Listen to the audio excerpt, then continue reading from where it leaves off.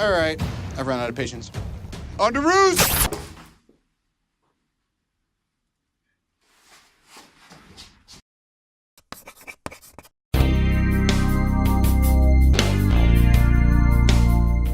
They pulled it off again. Yet another new genre gets added to the Marvel Cinematic Universe. With Captain America Civil War, we're looking at a political drama that touches on our real-world issues.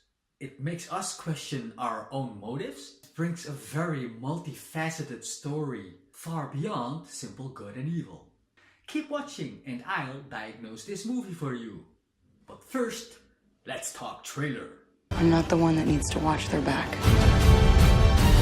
This doesn't have to end in a fight, Tony. You just started a war.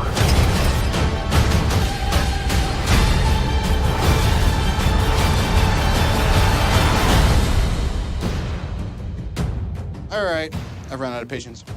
On to ruse! Hey, everyone. Trailers have really become an art form in themselves. How much do they reveal? Do they tease us enough, but not too much? Marvel has really perfected the art. When it came to Captain America, I was not expecting that much. Part 3 of Captain America? How would they make this interesting?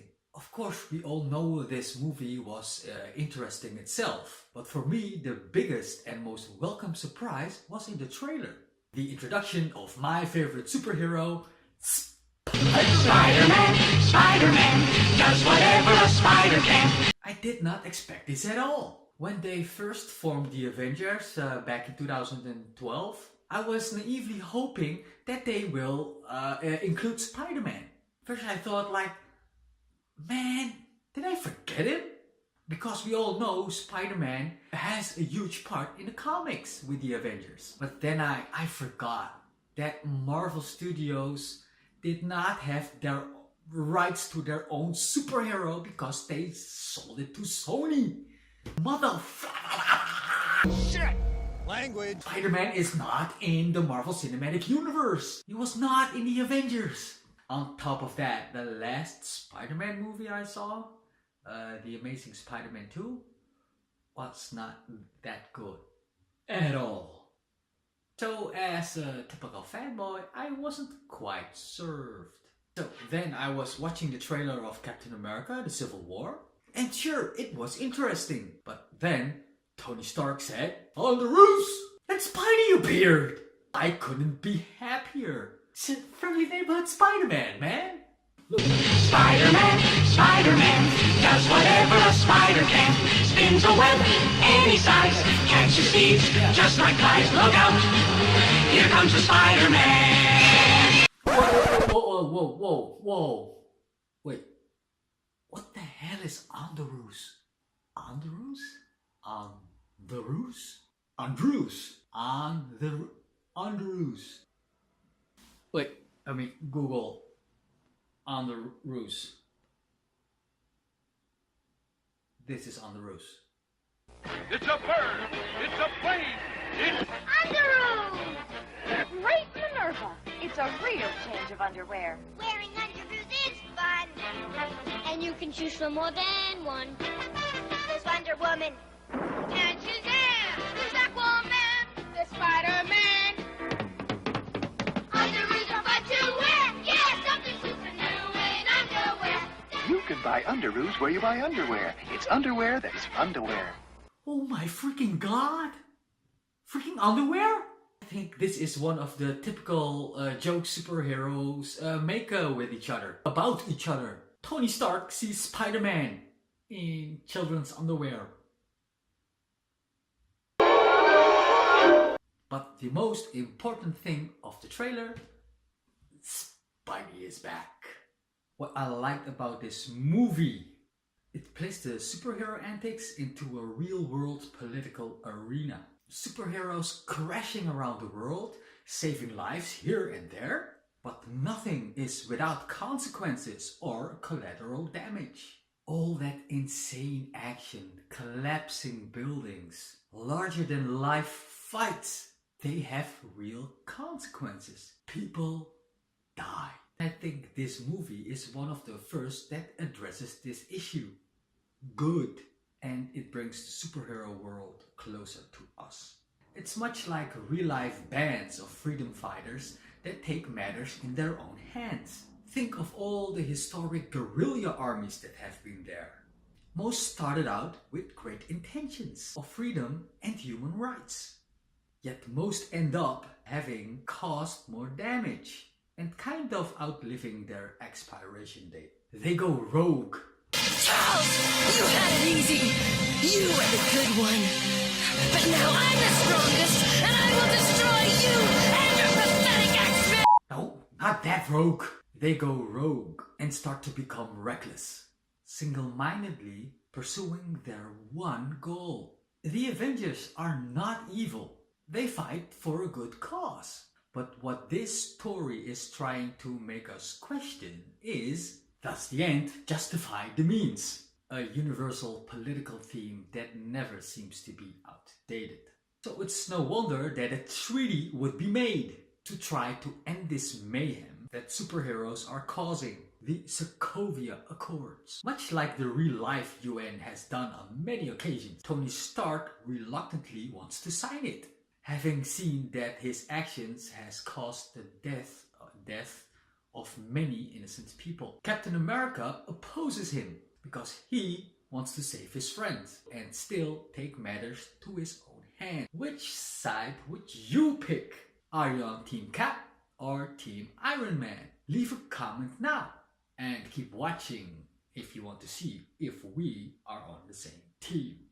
This movie is well made, that it makes both sides believable and understandable. This makes the movie a lot more interesting than the typical good versus evil superhero movies. It actually takes our real world political complications and add it to the superhero film. It's a very, very multifaceted story that kept me on the edge of my seat the entire movie. So, did you join the team in the comments? What side do I pick in the end? Well, I am on Team Cap, Captain America. I would fight for a friend till the end and for justice at all costs. I really can feel that fire burning within him. Come on, flame on! And it would be the same for me, but I also can understand the other side. And it was hard to pick, mostly because that Team Robert Downey Jr. is quite cool. But Team Cap, you're my man. It got even more complicated with the story of Bucky, who played a typical terrorist. Somebody who has been brainwashed enough to believe that the collateral doesn't matter and that violence itself will send a message. Again, we question what's what. Why does this person turn evil? Or rather, what makes him evil?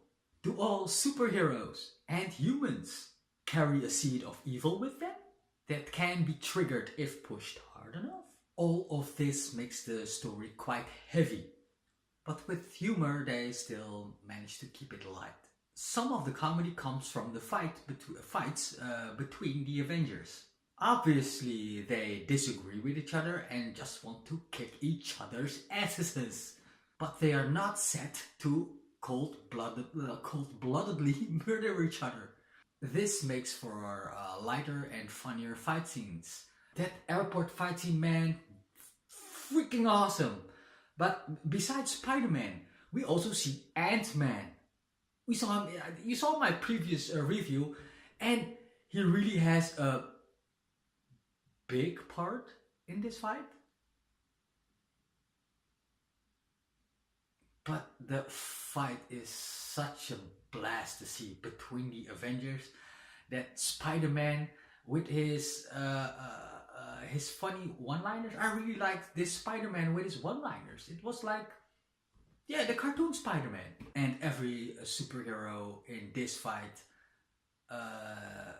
shows his strength and finesse and quality. It's just great. It's not the first time they are fighting each other. They did it before in Avengers Age of Ultron. It's when Iron Man had to call in the help of the Hulkbuster for stopping the Hulk. Want to know more about that? Watch my Age of Ultron review. Link over here. Getting back to Civil War. The fighting got a little more serious when Tony Stark sees footage about when his parents are killed by Bucky. Then it's on. It's really hard versus hard. Suddenly the lightness evaporates and we can all understand why. Much emotions are at play here, and especially when someone you considered a friend hides or protects the person that killed your parents. One of the most painful acts you can think of. Feeling of betrayal is only bigger. That fight scene between Captain America and Bucky versus Iron Man. Whoa! It was a gritty, hard, fierce combat. I mentioned before in the previous Captain Americas that close quarter combat was really exhilarating, exciting. Here they do it with to each other, and it's so well choreographed. It's a very good scene. And of course the gravitas from the battle. You know the stakes, you know why they are pummeling so hard against each other. Also, it shows us how really strong Captain America is. The suit of Tony Stark, the suit is warning him not to engage in hand-to-hand combat. He has to flee because he will lose. And he is. Cause that Captain America is beating the shit out of him. You can't beat him hand to hand. Analyze his fight pattern. Scanning. All in all, I was yet again surprised how well they make this movie. And yet another genre of film added to the MCU. I was especially happy with the introduction of Spider-Man. I appreciated the reflections on real-world politics, and somehow they still managed to keep it funny sometimes. And for me, it is on the same page as the previous Captain America. Also, this movie felt like an Avengers movie somehow, because of all of the Avengers in this one. And it was a better movie than Age of Ultron. I give this movie 9 out of 10 stars. Thanks for watching Dr. Video's Marvel Reviews. Please comment on which team you're on. And take your medicinal movie prescription from the red button down below. Spider-Man, Spider-Man, does whatever a spider can. Spins a web any size, catches thieves just like flies. Look out!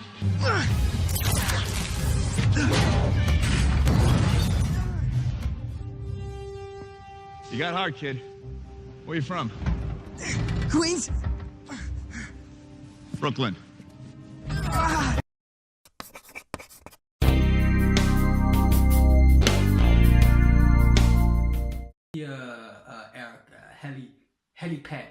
Helicarrier airport. Wow. By how excellent this movie is.